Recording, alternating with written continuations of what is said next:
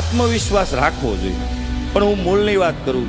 રાખવો છે બધાને, પેદા ક્યાં જ થાય છે, એનું મૂળ ક્યાં છે? તો એની બહુ સરસ મજાનો ભગવદ્ ગીતાનો શ્લોક છે.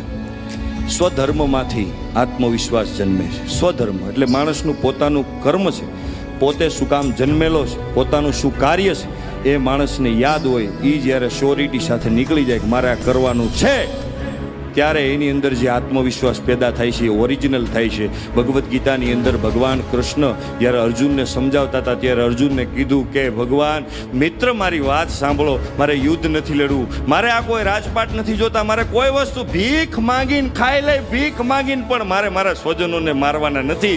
આવી વાત કરી ત્યારે ભગવાન કૃષ્ણએ કીધું કે તને ડર લાગે છે ને? કે હા. શું કામ લાગે? તને ખબર છે? કે શું કામ? તારો ધર્મ ક્ષત્રિયનો છે અને તું મેદાનમાં ઊભો છો લડવા માટે, અને અત્યારે તું તારા ધર્મથી ભાગે છે એટલે ભય લાગે છે. ગીતાની અંદર શ્લોક લખેલો છે કે જે વ્યક્તિ પર ધર્મની અંદર જાય છે, જે નથી કરવાનું એ કરવા જાય છે, એટલે ભય પેદા થાય છે, એ ડર પેદા થાય છે. એટલા માટે આત્મવિશ્વાસ રહેતો નથી. સ્વધર્મ કરવાથી નિડરતા જન્મે છે, અને એ નિડરતામાંથી આત્મવિશ્વાસ જન્મે છે. અને આત્મવિશ્વાસ સાથે તમારો હેતુ શુદ્ધ હોય, તમારો ભાવ શુદ્ધ હોય, તો મોટા મોટા સપનાઓ જન્મે છે.